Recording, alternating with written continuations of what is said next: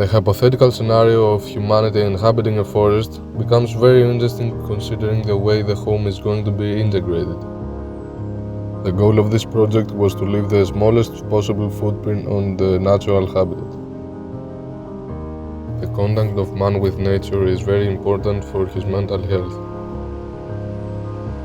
In addition to psychological benefits, the green element provides oxygen and clean atmosphere, contributing even more to well-being.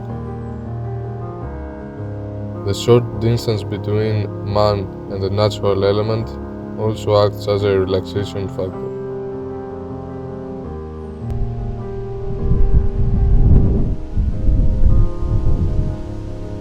The living unit is a circular, transparent capsule.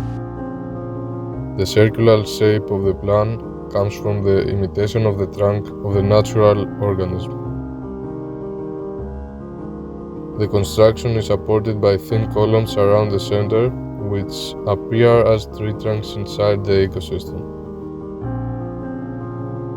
The interior organization follows the circular shape too.